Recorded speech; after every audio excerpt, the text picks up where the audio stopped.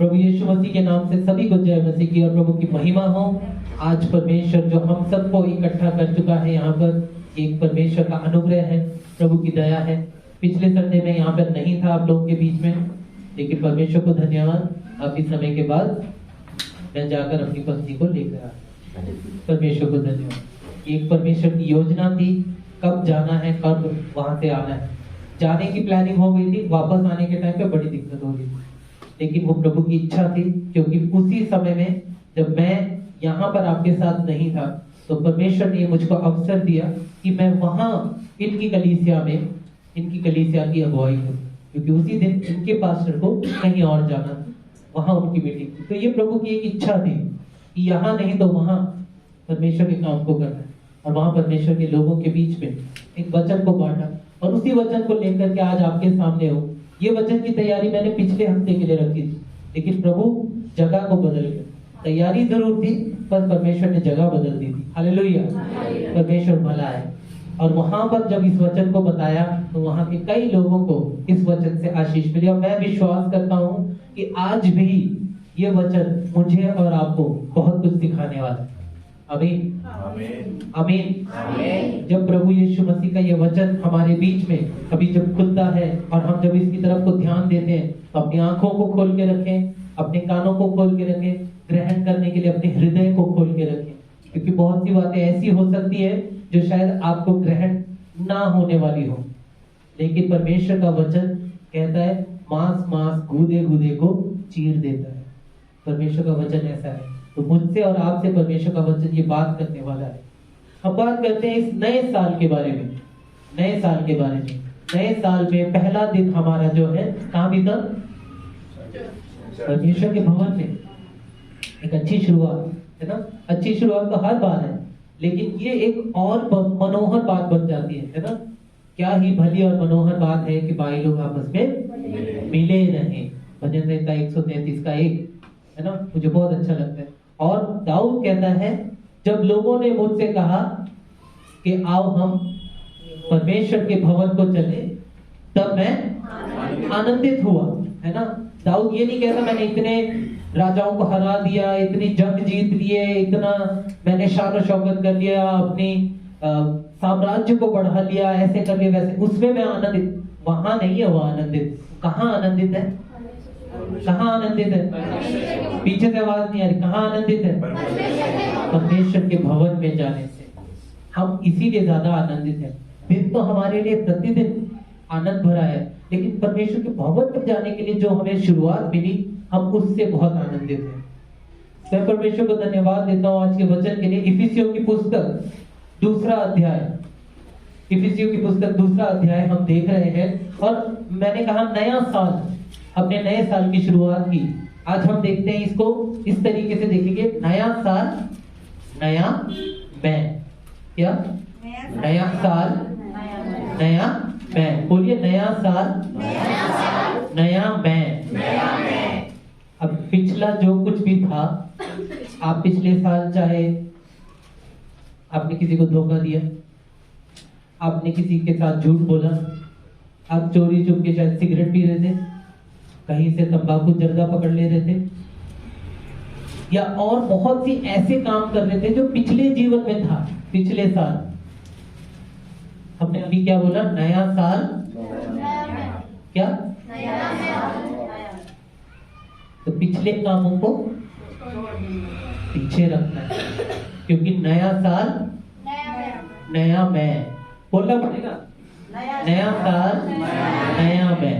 हम नए साल में नए रीति से आगे बढ़ना चाहते हैं, परमेश्वर के नए प्रकाशन को लेके चलना चाहते हैं, परमेश्वर के लिए नई रोशनी की तरह चमकना चाहते हैं, परमेश्वर के लिए नए पन के साथ आगे बढ़ना चाहते हैं। तो नया साल, नया मैं। एक नए साल में एक चीज बहुत जरूरी होती है, बहुत जरूरी नहीं कहूंगा, जो लाजमी है कि होता ही होता है। क्या होता है वो? 31 दिसंबर आता है और 1 तारीख के लिए क्या बोलते हैं? नहीं, आज मैंने आखिरी बार ये करना है, इसके बाद अगले दिन से 1 तारीख से मैंने ये चीज करना शुरू कर देना है। बहुत टाइम से मैं बोल रहा हूँ जिम जाना है, नहीं होगा।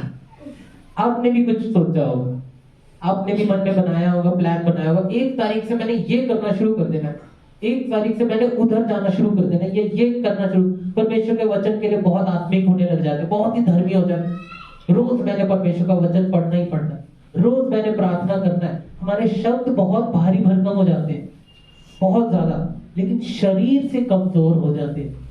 2 दिन बीतते हैं, 3 दिन बीतते हैं, उसके बाद वो नयापन फिर दोबारा पुराने पन में वापस आने लग जाता है, फिर हम वापस आने लग जाते हैं, है ना। हम रेजोल्यूशन लेते हैं, न्यू ईयर का रेजोल्यूशन लेते हैं। रेजोल्यूशन का मतलब क्या होता है?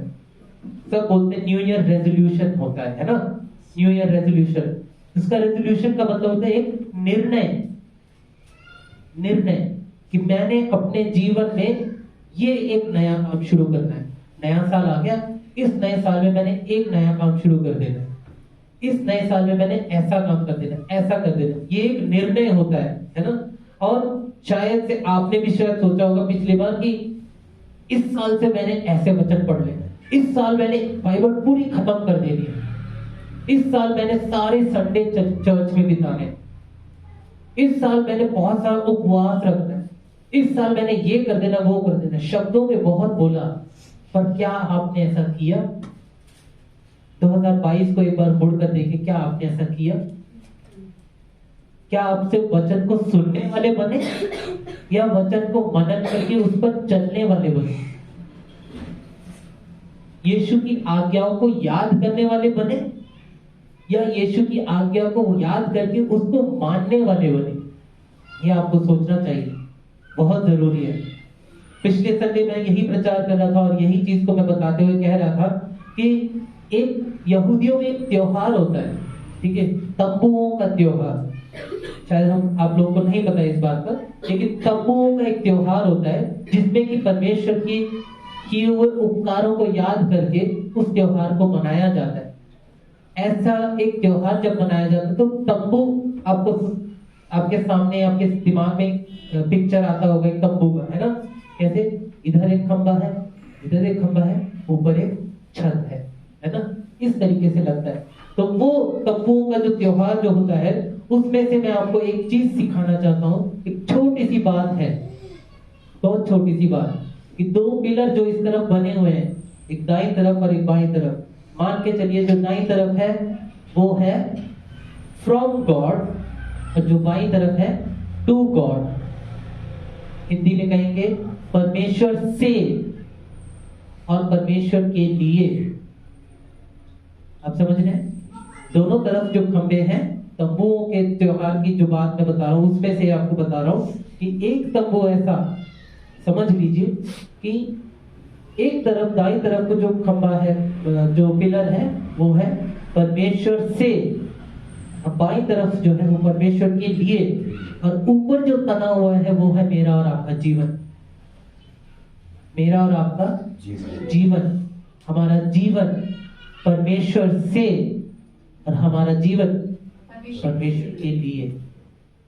ये हमारा जीवन होना चाहिए। नए साल में नए पन के साथ, नई तैयारी के साथ हमारा जीवन ऐसा ही होना चाहिए। एक तंबू की तरह है, एक टेंट की तरह है, और ये जीवन परमेश्वर से पाया है, परमेश्वर के लिए जीना है। हालेलुया। ये जीवन परमेश्वर से पाया, परमेश्वर के लिए जीना है। इफिसियों की पुस्तक 2 अध्याय जब हम देखते हैं तो 1, 2 और 3 वचन, कोई जोर से पढ़ दे, साफ शब्दों में पढ़े इसको जोर से। तुम्हें भी जिलाया जी, जो अपने अपराधों और पापों के कारण मरे हुए थे। उसने तुम्हें भी जिलाया। ये जिलाया शब्द का अर्थ किस किस को पता है? जिलाया, जिलाने का मतलब क्या होता है प्रियंका? ठीक है, हाँ ठीक है। जिलाने का मतलब और जलाने का मतलब अलग होता है। तो जलाया नहीं, जिलाया। उसने तुम्हें भी जिलाया, तो यानी कि तुम मरे हुए थे। यहाँ उदाहरण है बपतिस्मा, ध्यान देना, फिर से पढ़ना। उसने तुम्हें भी जिलाया और जो अपने अपराधों और पापों के कारण मरे हुए थे, जी, जिनमें तुम पहले इस संसार की रीति मरे हुए थे। क्यों मरे हुए थे? वो दूसरे वचन में लिखा हुआ है, जिनमें तुम पहले आकाश के अधिकार के हाकिम अर्थात उस आत्मा के अनुसार चलते थे जो अब भी आज्ञा न मानने क्योंकि हम संसार की रीति पर और आकाश के अधिकारी कौन है? शैतान। संसार का जो अधिकारी शैतान जो है उसके आत्मा के अनुसार चलते थे, जो अब भी आज्ञा न मानने वालों में कार्य करता है। वचन को जब आप पढ़ते हैं तो वचन को गंभीरता से पढ़े, ठीक है? आप अगर गंभीरता से उसको समझने की तैयारी रखोगे, परमेश्वर प्रकाशन देगा, परमेश्वर जाहिर करेगा। कहता है कि तुम्हें भी जिलाया, पौलुस पहले शुरुआत में कह रहा है तुम्हें भी जिलाया जो अपने अपराधों और पापों के कारण पहले मरे हुए थे। कैसे मरे हुए थे? संसार के कामों की वजह से, संसार की रीति में चल रहे थे। संसार झूठ बोलता है, आप भी झूठ बोलते थे। संसार चोरी करता है, आप चोरी करते थे। संसार बोलते दूसरे को मार के उसका हक ले लो, तुम्हारा वो हक बनता है, आप वही करते थे। लेकिन यीशु मसीह के आने के बाद क्या हुआ? मरे हुओं में से यीशु ने हमें जिलाया। हमारे काम तो मुर्दों वाले काम थे, लेकिन यीशु मसीह ने अब हमें जीवित बनाया, जीवित के काम करने के लिए। आगे तीसरा वचन, इनमें हम भी सबके सब पहले अपने शरीर की लालसाओं में दिन बिताते थे। जी, शरीर की लालसाओं में दिन बिताते थे। आज भी संसार यही करता है कि शरीर की लालसा में दिन बिताते, या तो गप्पे मारने में बाहर बैठ जाएंगे, है ना, झूठों की संगति में बैठ जाएंगे, ठट्ठा करने के लिए बैठ जाएंगे, निंदा करने के लिए, ठीक है ना, उस तरह के से संगति में बैठ जाते। ऐसे ही हमारे काम थे। पौलुस ये नहीं कहता तुम्हारे, पौलुस खुद को लगाता है उसमें बीच में, कहता है हमारे काम थे। ऐसे ही हमारे काम थे। बोलिए अपने पड़ोसी से, ऐसे ही हमारे काम थे। आगे, और शरीर और मन की इच्छाएं पूरी करते थे जी, और अन्य लोगों के समान स्वभाव ही से क्रोध की संतान थे। जी, तो पहला, दूसरा, तीसरा वचन हमें याद दिलाता है कि कैसे परमेश्वर हमें बपतिस्मा दे करके हमें उन कामों में से निकाल के लेके आया, जो वचन दूसरा और तीसरा वचन हमें बताता है। 2 और 3 वचन में कि कैसे हम संसार में डूबे हुए थे और संसार में से प्रभु यीशु मसीह ने हमें जिलाया। इसके अलावा हम आगे देखते हैं कि चौथे वचन से लेकर 7वें वचन तक, अब जो चौथे वचन से 7वें तक लिखा है, ये मेरी और आपकी कहानी है। ये हर उस विश्वासी की कहानी है जिसने यीशु मसीह को पाया, उसके जीवन में क्या हुआ। पढ़ना इसको। परंतु परमेश्वर ने जो दया का धनी है, उसने उस बड़े प्रेम के कारण जिससे उसने हमसे प्रेम किया, जब हम अपराधों के कारण मरे हुए थे तो हमें मसीह के साथ जिलाया जी, अनुग्रह ही से तुम्हारा उद्धार हुआ। जी, जब हम संसार में अपराधों में, ऐसे अपराधी कामों में ही हम पड़े हुए थे और शैतान ने हमें अपराधी करार कर रखा था, परमेश्वर से दूर कर रखा था, तब परमेश्वर का बड़ा प्रेम हम पर बरसा, तब परमेश्वर का बड़ा अनुग्रह हम पर आया और उसने मसीह के साथ ही हमें क्या किया? बोलो, मुझे जिलाया, अपराधों से जिलाया। आगे पढ़ना। और मसीह यीशु में उसके साथ उठाया और स्वर्गीय स्थानों में उसके साथ बिठाया, कि वह अपनी उस कृपा से जो मसीह यीशु में हम पर है, आने वाले समयों में अपने अनुग्रह का असीम धन दिखाए। आमीन। यहाँ पर परमेश्वर का वचन दिखाता है, यह जताता है कि पहले 3 वचन में संसार के साथ रह करके हमारा जीवन कैसा था और वहां से मसीह में हमें कैसे जिलाया। 4 से लेकर 7 वचन तक हमें यह दिखाता है कि मुझे और आपको संसार के कामों से अलग किया गया है। बोलो हालेलुया। जब ऐसी अच्छी बात सुनाई दे और मुंह से हालेलुया ना निकले तो इसका मतलब आप सो रहे हो। आपको परमेश्वर ने अलग किया है, मुझे परमेश्वर ने अलग किया है अपने कामों के लिए। किस तरीके से हम जीवन जी रहे थे? पापी जीवन जी रहे थे, नर्क का जीवन जी रहे थे, स्वर्गीय वारिस बना दिया। प्रभु का वचन कहता है उसने हमें स्वर्गीय वारिस बना दिया। मैं और आप अब दास नहीं कहलाए जाते, परमेश्वर के पुत्र कहलाए जाते हैं, परमेश्वर की बेटी कहलाए जाते हैं, परमेश्वर के प्रिय जन कहलाए जाते हैं। और इसके अलावा 8 से लेकर 10 वचन तक, क्योंकि विश्वास के द्वारा अनुग्रह ही से तुम्हारे उद्धार उद्धार हुआ है। इस वचन को हर व्यक्ति याद करे। अगले संडे में आप सबसे पूछूंगा कौन सा वचन? इफिसियों की पुस्तक 2 अध्याय उसका 8 वचन पढ़ना इसको फिर से। और जब एंजल इस वचन को पढ़ती सभी लोग इसको पीछे पीछे बोलेंगे। क्योंकि विश्वास के द्वारा अनुग्रह ही से तुम्हारा उद्धार हुआ है। यह तुम्हारी ओर से नहीं वरन परमेश्वर का दान है। आमीन। परमेश्वर का दान है। क्या? आपका और मेरा उद्धार। ये परमेश्वर का गिफ्ट है, मेरे और आपके लिए गिफ्ट है। प्रभु यीशु मसीह के नाम से वो गिफ्ट आया है। प्रभु यीशु मसीह वो गिफ्ट बनकर आया ताकि मैं और आप क्या पाले? उद्धार पाले। अंधकार की संतान से निकल के हम ज्योति की संतान कहलाए जाए। पाप के जीवन में मरे हुए मुर्दे कामों से निकल करके प्रभु यीशु मसीह के नाम से जिंदा जिलाए जाए और हम स्वर्ग के वारिस कहलाए जाए। 8 से लेके 10 तक हम 9 और 10 वचन भी देखेंगे। और न कर्मों के कारण ऐसा ना हो कि कोई घमंड करे, क्योंकि हम उसके बनाए हुए हैं और मसीह यीशु में उन भले कामों के लिए सृजे गए। ध्यान देंगे, यहाँ पर जरूरी है समझना कि पहले 3 वचन हमारे पुराने जीवन को याद दिलाते हैं कि कहां से हमें निकाल लिया। 4 से 7वां वचन हमें दिखाता है कि हमें अलग किया गया है। पहला, हमने बपतिस्मा पाया और हम बुलाए गए।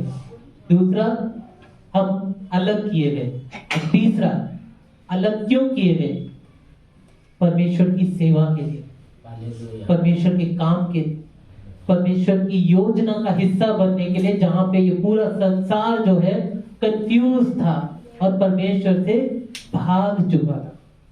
परमेश्वर को मनुष्य ने छोड़ा, मनुष्य दूर हुआ परमेश्वर से, और उस समय में परमेश्वर ने मुझे और आपको चुन करके अपनी सेवा के लिए बुलाया। वचन पढ़ना आगे। क्योंकि हम उसके बनाए हुए हैं जी, और मसीह यीशु में उन भले कामों के लिए सृजे गए हैं जिन्हें परमेश्वर ने पहले से हमारे करने के लिए तैयार किया। जी, परमेश्वर ने पहले से हमारे करने के लिए तैयार किया हुआ है। किसको? भले कामों को। कौन से भले काम? जिसके लिए प्रभु ने मुझे और आपको बुलाया है। प्रभु ने मुझे और आपको बुलाया है। प्रभु चाहता है कि हम उसके भले कामों के भागीदार बने, हम उसके स्वर्गीय वारिस कहलाए जाए, हम परमेश्वर के पुत्र, परमेश्वर की पुत्री कहलाए जाए, हम मुर्दे ना रहे। बाइबल बोलती है, पहले क्या बताया? जिसमें तुम मुर्दे थे, है ना। पहला वचन जब हम पढ़ते हैं तो पाप के कारण लिखा है, पाप के कारण क्या थे? अभी जो बोल रहे हो तो ऐसा लग रहा है कि अभी मरे हुए। पाप के कारण कैसे थे? मरे हुए थे। और मसीह यीशु में जिलाए गए, है ना। जब हमें बोला जाता है, जब हमें वचन कह रहा है कि तुम मर गए थे, तो हमारे कान खड़े हो जाने चाहिए, हमारे रोंगटे खड़े हो जाने चाहिए, हम चौकन्ना हो जाना चाहिए कि हमें कैसे कोई कह सकता है कि तुम मरे हुए थे, है ना। पौलुस यहाँ पर जो बोल रहा है वो व्यक्तिगत रूप में बोल रहा है कि तुम मरे हुए थे। व्यक्तिगत रूप में कह रहा है, आप करके नहीं कह रहा, तुम मरे हुए थे व्यक्तिगत रूप में। जैसे प्रभु यीशु मसीह व्यक्तिगत रूप में हमसे बात करने के लिए आया, हमसे मिलने के लिए आया, हमारा मेल कराने के लिए आया, पौलुस यहाँ पर व्यक्तिगत रूप से कहता है, आपका एक एक का नाम लेकर के यहाँ पर कहा जा रहा है, तुम पहले मरे हुए थे। नया साल होकर के कितने दिन हो गए? आज 8 दिन हो गए। 8वें दिन में याद करो, क्या आज भी आपका काम वही मुर्दे वाला काम है? एक हफ्ता बीतने के बाद भी पुराने साल की तरह ही आपका मुर्दों वाला ही काम है?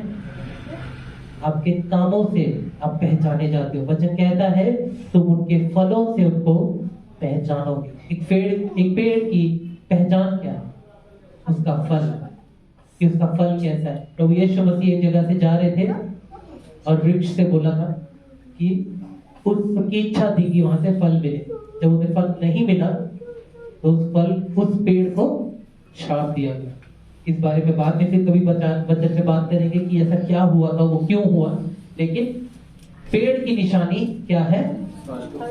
उसका फल क्या है?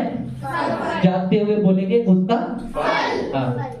तो जब फल से हम पेड़ को पहचानते हैं तो आपकी और मेरी भी पहचान है। आपको और मुझे भी पहचानने के लिए हमारे कामों से, हमारे काम हमारे फल हैं। हम किसके साथ कैसा बोलते हैं, हम किसको किस तरीके से मदद करते हैं, किसके साथ हम फेवरेटिज्म दिखाते हैं, किसी के लिए ज्यादा काम करके देते हैं, किसी के लिए कम करके भाग जाते हैं, किसी के लिए कितना भलाई करते हैं, अनजानों के साथ कैसे करते हैं। हमारे कामों से हम पहचाने जाते हैं। और परमेश्वर का वचन जो है आपसे बात करता है। जब वो कहता है कि तुम मर चुके थे, परमेश्वर का वचन आपसे बात करता है। यहोवा परमेश्वर आपसे बात करता है। परमेश्वर आपसे कहता है और ये आपको एक चैलेंज देता है। आपको पता है इजराइल का इतिहास रहा है, यरूशलेम का इतिहास रहा है, बाइबल का इतिहास रहा है ना, यीशु का इतिहास रहा है और यीशु के पीछे चलने वालों का भी इतिहास रहा है। जो आप मर गए थे ये भी आपका इतिहास था। इतिहास क्या होता है? इतिहास कभी आज में नहीं होता। इतिहास हमेशा जो बीत चुका होता है उसको ही कहा जाता है इतिहास। आपका भी इतिहास था, ठीक है, लेकिन ये इतिहास हमारा बदल जाता है जब मैं और आप यीशु मसीह को पा लेते हैं। जब मैं और आप यीशु मसीह में आ जाते हैं तो हमारा ये बीता हुआ कल, जो पापी जीवन था, जो दुष्ट के कामों में था, जो मुर्दों के कामों में था, अंधकार के काम थे, ये सारे काम हमारे बदल जाते हैं और हमारा इतिहास कौन बन जाता है? प्रभु यीशु मसीह। हमारा इतिहास यीशु मसीह में पाया जाता है कि यीशु मसीह हमारे लिए आया, मारा गया और मुर्दों में से जी उठा और वो एक दिन दोबारा आएगा। हालेलुया। वो एक दिन दोबारा आएगा मेरा और आपका न्याय करने के लिए। इसीलिए यहाँ पर पौलुस एक खास शब्द को इस्तेमाल करता है कि मसीह में नहीं बल्कि मसीह के साथ, मसीह के साथ जिलाए गए, मसीह के साथ। पौलुस कई जगह पे जब पत्र लिखता है तो कई जगह पे वो मसीह में इस तरह लिखता है, लेकिन यहाँ पर जब लिखा है तो यहाँ लिखा है मसीह के साथ जिलाए गए। हम मसीह के साथ जिलाए गए। बहुत ही अच्छा ये चैप्टर है, इफिसियों की पुस्तक 2 अध्याय। जब हम इसको पढ़ते हैं तो हमारे लिए बहुत प्रोत्साहित करने वाला वचन है। हमें बहुत ही प्रोत्साहित करता है। हम बहुत सारी चीजों को देखना पसंद करते हैं। आजकल यंग जनरेशन का ट्रेंड है तो लोगों को बहुत सारा रील्स देखना पसंद है ना, और बहुत सारे वर्चुअल वर्ल्ड में रहना बहुत पसंद है ना। रियल असली दुनिया को छोड़ करके एक अलग नकली वो दुनिया है, उस दुनिया में रहना लोगों को बहुत पसंद है। वहां पे नेटफ्लिक्स में जाना बहुत पसंद है और उसके अलावा बहुत अलग अलग तरीके के और बहुत सारे ऐप्स हैं, उसमें पड़े रहना बहुत पसंद। फिल्टर बहुत पसंद है, तरह तरह के फिल्टर बना लेंगे। आपको परमेश्वर ने अच्छा चेहरा दिया, बहुत सुंदर चेहरा दिया, मुस्कुराता हुआ चेहरा दिया, उसमें रोने वाला फिल्टर है, उसको देखने के आपको परमेश्वर ने अच्छा बनाया, बहुत प्यारा बनाया। परमेश्वर ने आपको एक अच्छा चेहरा दिया, फिल्टर वाली जिंदगी से निकल आओ।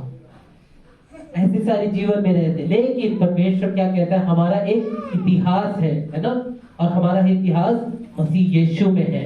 और ये जो इतिहास है ये हमारा मसीह यीशु के कारण ही बदल जाता है। प्रभु यीशु मसीह के कारण ही बदल जाता है। प्रभु यीशु मसीह के पीछे चलने का मतलब क्या है? कि उसके साथ क्रूस पर चढ़ना पड़ेगा, उसके साथ मरना पड़ेगा, उसके साथ दफनाया जाना पड़ेगा और उसके साथ ही पौलुस कहता है तुम जिलाए गए। और उसी के साथ परमेश्वर का वचन आगे ये भी बताता है कि हमें उसने सिंहासन दिया है, हमें उसने अपने साथ बैठने का मौका दिया है। ऐसा परमेश्वर दुनिया में कोई नहीं। दुनिया में बहुत आए, लोगों का न्याय करने के लिए आए और लोगों को मार के उनका न्याय करते थे। एक यीशु मसीह आया जिसने लोगों को मारा नहीं बल्कि उनके पाप से नफरत किया, पापी को गले लगाया, पापी को अपना बनाया और पापी को पापी रहने नहीं दिया बल्कि उसको परिवर्तित कर दिया। अब यीशु के चेलों को देख लीजिए। यीशु के चेले कौन थे? बहुत पढ़े लिखे थे, वो मछुआरे थे, चुंगी लेने वाले। इस तरीके के लोग, ऐसे लोगों के बीच में प्रभु यीशु मसीह ने अपने चेलों को तैयार किया जिन्होंने आज पूरी दुनिया को बदल दिया। और परमेश्वर ऐसे ही लोगों से प्रेम करते हुए आपको चाहता है कि परमेश्वर के काम के भागीदार बने। उसका वचन क्या कहता है? यीशु में उन भले कामों के लिए सृजे गए जिन्हें परमेश्वर ने पहले से हमारे करने के लिए तैयार किया। तो हमें ये देखने की जरूरत है। इसके अलावा जब हम आगे देखते हैं 11 से लेके 21 तक, मैं ज्यादा लंबा नहीं खींचना चाहता हूँ, बहुत छोटा रखना चाहता हूँ। 11 से लेके 22 तक जब हम देखते हैं तो यहाँ पर मसीह की एकता को देखते हैं। मसीह में हम एक कैसे हो सकते हैं, एकता के बारे में देखते हैं। और इसके बारे में ज्यादा अच्छे से हमें कहाँ पता चलता है? जब हम कुलुस्सियों की पुस्तक, जो हमने आगे देखा था, हमने पढ़ा था कुलुस्सियों की पुस्तक 3 अध्याय, उसका 1 से लेकर 17 तक पढ़ा था। और उसमें से मैं सिर्फ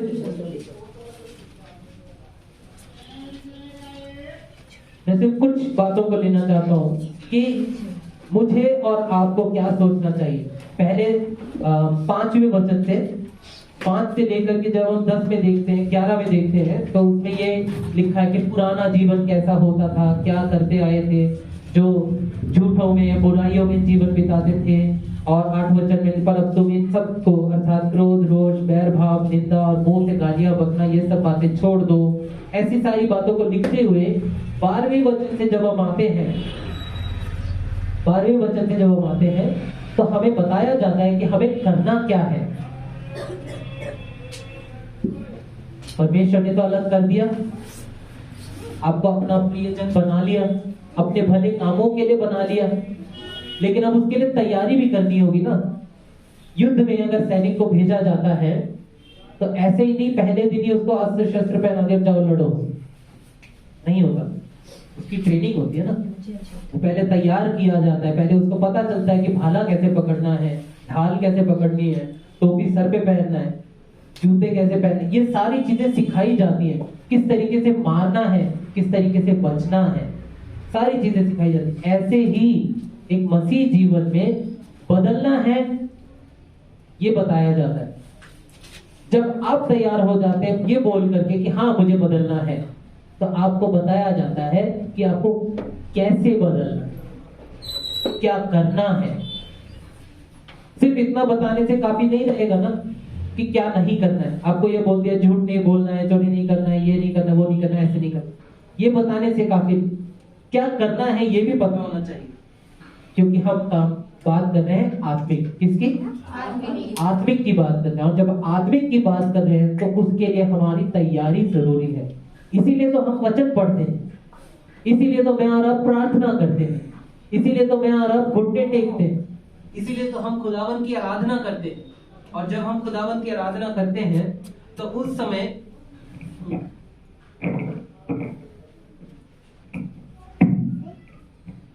समय हमें ये समझना जरूरी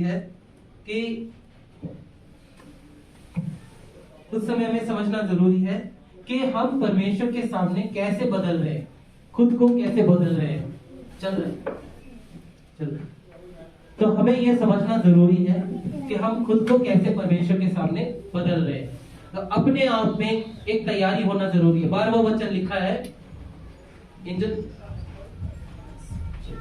इसलिए परमेश्वर के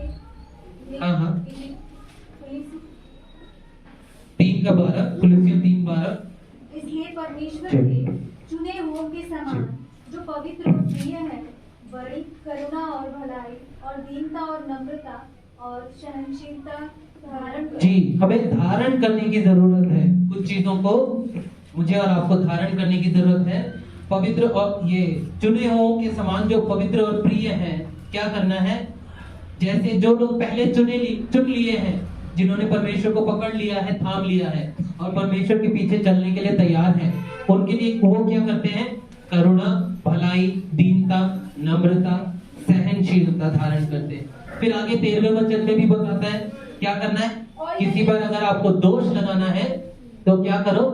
दोष ना लगाओ बल्कि क्या करना है? बोलो सह लो। अपने पड़ोसी को बोलो सह लो। फिर क्या है? एक दूसरे के अपराध, बोलो पड़ोसी को क्षमा करो। फिर क्या लिखा है? जैसे प्रभु ने तुम्हारे अपराध क्षमा किए वैसे ही तुम भी करना है।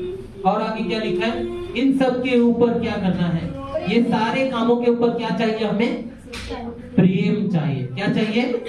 प्रेम चाहिए। अगर मेरे और आपके अंदर प्रेम नहीं होगा और अगर मैं किसी के विरोध में कुछ कर दूं तो वो व्यक्ति मुझे क्षमा करने के लिए आ ही नहीं सकता जब तक मेरे अंदर प्रेम नहीं होगा। वो परमेश्वर का प्रेम था जिसके कारण यीशु मसीह के ऊपर जिसने थूका, यीशु मसीह के ऊपर जिसने थप्पड़ भी मारा, यीशु मसीह को जिसने कांटे का ताज पहनाया या जिसने भाला भी भोंका, आखिरी तक यीशु मसीह ने एक आवाज उनके विरोध में नहीं कहा और यही कहा, हे पिता इन्हें क्षमा कर, क्योंकि ये नहीं जानते कि ये क्या करते हैं। अगर यीशु मसीह के अंदर, प्रभु यीशु में वो प्रेम ना होता तो प्रभु यीशु मसीह ये सब नहीं करता। मुझ में और आप में सबसे ऊपर ये प्रेम होना जरूरी है, तब ही मैं मेरे विरोध में कही जाने वाली बातों को सह सकता हूं। तभी मैं मेरे विरोध में अगर कोई खड़ा होता है तो मैं उसको क्षमा कर सकता हूं।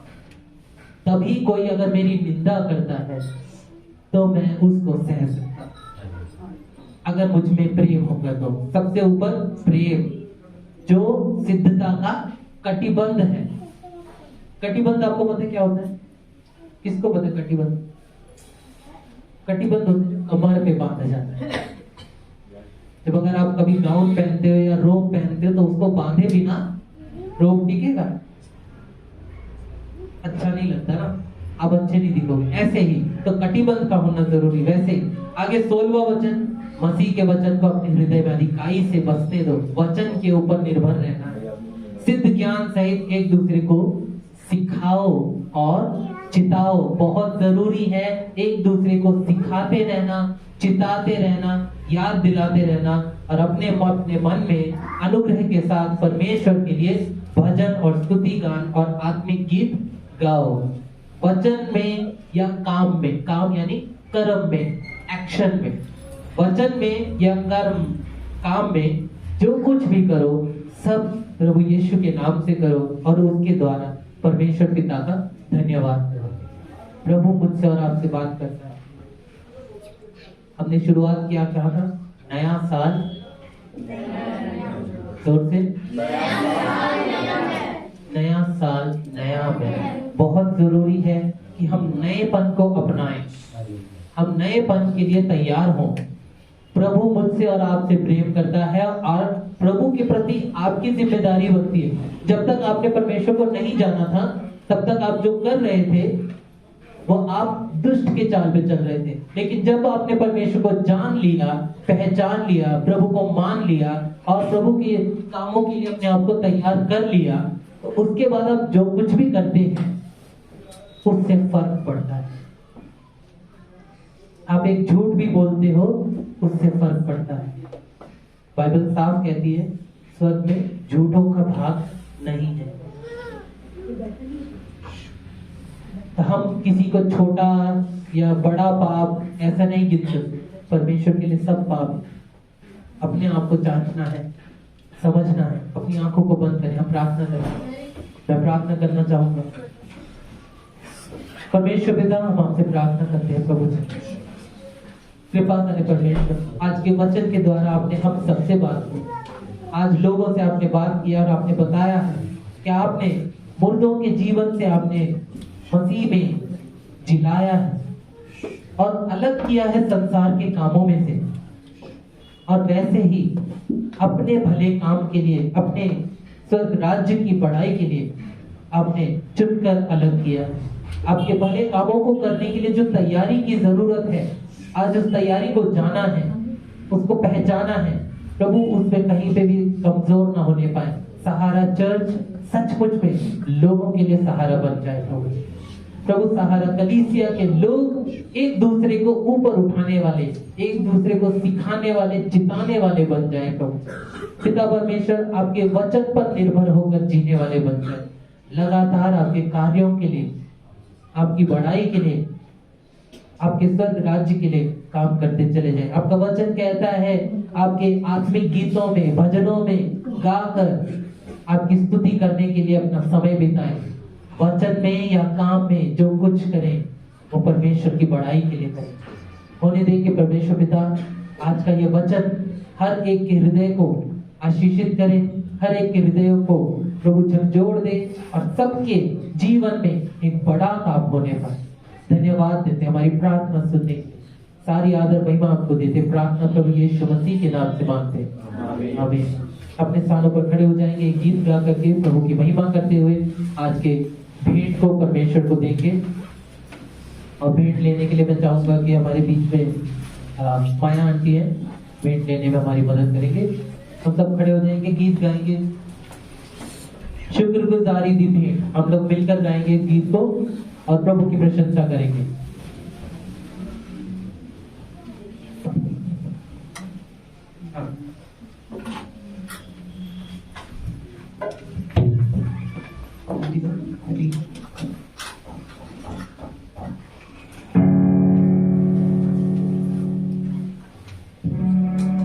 शुक्रगुजारी दी भेंट है,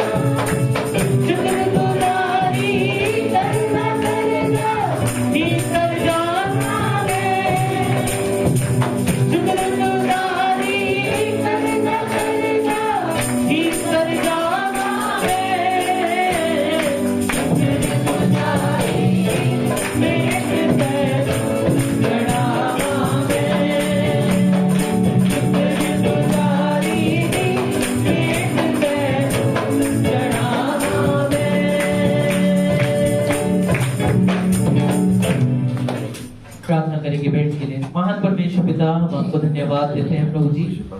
आपके अनुग्रह के द्वारा प्रभु परमेश्वर लोगों ने कमाया, कम कमाया, ज्यादा कमाया, जैसा भी था प्रभु, ये धन्यवाद की भेंट आपके सामने लाते हैं, अपनी शुक्रगुजारी को आपके सामने लेकर आते हैं। और प्रभु धन्यवादी हैं आपके अनुग्रह के प्रभु, इसका प्रतिफल इनके जीवनों में देना। प्रभु सेवकाई के कामों के लिए जब एक एक रुपया खर्च किया जाता है तो प्रभु आपके नाम को बढ़ाई मिले और प्रभु यीशु मसीह आपके स्वर्ग राज्य की महिमा होने पाए, परमेश्वर आपकी महिमा होने पाए। प्रभु धन्यवाद देते हैं, हर एक के खत्तों खलिहानों पे आपकी बरकत रहे, आशीष देना प्रभु परमेश्वर। घरों में किसी की भी कोई तंगी ना रहने पाए परमेश्वर, कोई घर में बीमार ना रहने पाए प्रभु यीशु मसीह, किसी को भी डॉक्टरों के चक्करों में ना पड़ना पड़े। आप दया करना, इस साल में अच्छा तरक्की देना परमेश्वर, अच्छी नौकरी में उन्नति देना परमेश्वर, अच्छा ऊंचा उठाना परमेश्वर। और प्रभु यीशु मसीह जो कुछ भी करे, खाए पिए, आपकी महिमा में जिए प्रभु परमेश्वर। प्यारे परमेश्वर, जिन परिवारों में जो लोग प्रभु आधे अधूरे विश्वास में, आज मैं विश्वास के साथ ये प्रार्थना करता हूँ प्रभु जी, इस साल में पूरा घराना बचने पाए। प्यारे परमेश्वर, जो माएं रो रो के अपने परिवार के लिए प्रार्थना कर रही है, जो बहनें रो रो के अपने परिवार के लिए प्रार्थनाएं कर रहे हैं, जो भाई अपने परिवारों के लिए रो रो के प्रार्थनाएं कर रहे हैं, इस साल में उनका उत्तर देना परमेश्वर, और होने देना कि वो पूरा का पूरा घराना आपको जानने पाए, पूरा घराना विश्वास करके आपके सामने नतमस्तक हो जाए प्रभु यीशु मसीह, आपके दीवाने हो जाए यीशु के नाम से प्रभु जी। धन्यवाद देता हूँ परमेश्वर। प्रार्थना करते हैं प्रभु जी, ऐसे ही हमारे सारे खानदानों में, परिवारों में आपका नाम एक झंडे के समान लहराता जाए। इस कलीसिया में आपका नाम झंडे के समान लहराता रहे प्रभु जी। आप बढ़ते चले जाएं, हम घटते जाएं प्रभु जी। आपका नाम मुबारक रहे। धन्यवाद देते हैं, सारी आदर महिमा आपको देते हैं। प्रार्थना प्रभु यीशु के नाम से मांगते हैं।